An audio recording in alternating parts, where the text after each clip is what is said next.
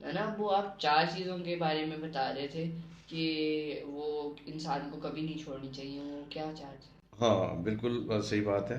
اس میں جو سب سے اہم بات ہے وہ اللہ پاک نے قرآن مجید میں ہی جو ہے ارشاد فرمایا ہے کہ وذکر اللہ، کہ اللہ کا ذکر کرو.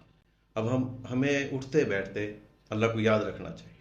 ہماری کوشش ہونی چاہیے کہ ہم اپنے زبان کے اوپر وہ ذکر پاک رکھیں، بجائے اس کے کہ جو ہے وہ ہمارے زبان کے اوپر کوئی اور کلمات ہوں اور باتیں ہوں. ہماری سوچ میں بھی اور ہماری زبان پہ بھی کیا ہو؟ وذکر ذکر. اللہ، اللہ کا ذکر. اللہ کا ذکر جو ہے وہ اتنی بڑی نعمت ہے اگر کسی کو نصیب ہو جائے، کیونکہ اللہ پاک خود کہہ رہے ہیں نا کہ ذکر کرو. ٹھیک ہے، جو چیز کا اللہ حکم دے رہے ہیں وہ تو ہمیں ہر وقت ہر لمحے کرنا چاہیے نا. اس میں تو ہمیں جو ہے کوئی دوسری ہمیں ضلع ہی نہیں ہے اس میں. اس میں تو گنجائش ہی نہیں ہے کہ ہم جو ہے اس کے اندر جو ہے وہ کریں. اور کتنی زبردست بات ہے کہ فذکرونی اذکرکم، جب ہم ذکر کریں گے تو پھر اللہ پاک بھی جو ہے، جب تم اللہ کو یاد کرو گے اللہ تمہیں یاد کرے گا. کیسی آیت مبارک ہے. تو جب ہم اللہ کا ذکر کریں گے اللہ ہمیں یاد کریں گے. کتنی بڑی سعادت کی بات ہے. ہاں، جو دوسری بات ہے وہ ہے کہ ہم کبھی شکر کرنا نہ چھوڑیں. اگر ہم شکر کریں گے اللہ ہماری نعمتوں میں جو اضافہ اللہ نے فرمائیں ہمیں گے. دیا اس پہ شکر کریں، شکر دوسروں کریں سے گے. حسد ہاں، وغیرہ اس نہ میں کریں. آیت پاک جو ہے نا وہ ہے ان شکرتم لازیدنکم، کہ تم اگر شکر کرو گے تو میں تمہاری جو ہے نعمتوں کو بڑھاؤں گا. ٹھیک ہے. تو اس میں ہم نے اللہ پاک نے جب ایک ہمیں بتا دیا بھی تم میرا شکر کرو، اور شکر کا پھر آگے نتیجہ بھی بتا دیا کہ میں تمہاری نعمتوں میں اضافہ کروں گا، تو ہمیں یہ بات ہمیشہ کرتے رہنا چاہیے. اس کو شکر کرنے یعنی کو نہیں دونوں چھوڑنا باتوں میں چاہیے. اللہ تعالیٰ نے بتا دیا نا، ذکر کرو گے اللہ کو یاد کرو گے اللہ تمہیں یاد کرے گا، ہاں، اور شکر کرو گے تو اور زیادہ اور نعمتیں نعمتیں ملیں گی. اور تیسری بات بیٹا جو کرنے کی ہے وہ یہ ہے کہ ہمیں اللہ پاک ارشاد فرماتے ہیں کہ ادعونی استجب لکم، مجھ سے دعا کرو. اور اللہ پاک سے ہمیں دعا کرتے رہنا چاہیے. اور خاص طور پہ ہمیں اپنی اولاد کے لیے تو ہر وقت دعا کو رہنا چاہیے. کیوں؟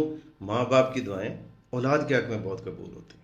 اور یہ ہمیں حضرت ابراہیم علیہ السلام سے بھی سبق ملتا ہے کہ حضرت ابراہیم علیہ السلام نے اپنے اولاد کے لیے دعا کی ہے، ربی جعلنی مقیم الصلاۃ من ذریتی ربنا وتقبل دعا.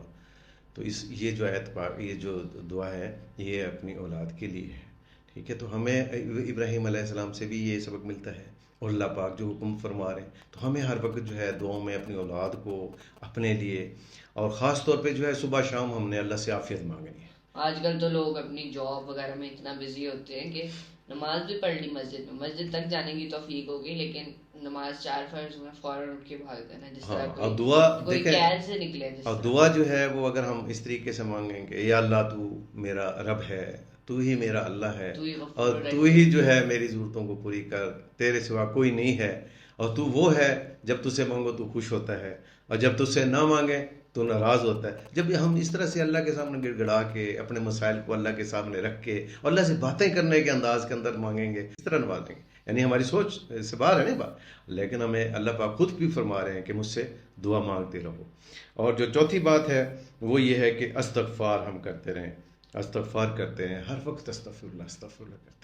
اس کا نتیجہ کیا ہوتا ہے کہ ہم سے غلطیاں کوتاہیاں ہوں گی. ہم فرشتے تو نہیں ہیں نا، تو جب ہم یہ استغفر اللہ کی تسبیح کریں گے، استغفار کرتے رہیں گے، تو اللہ پاک ہمارے گناہوں کو بھی معاف کرتے رہیں گے، اور ہمیں رزق بھی ایسی جگہ سے دیں گے جہاں سے ہمارے وہم و گمان میں بھی نہیں ہوگا. تو یہ 4 باتیں ہر بندہ کبھی نہ چھوڑے.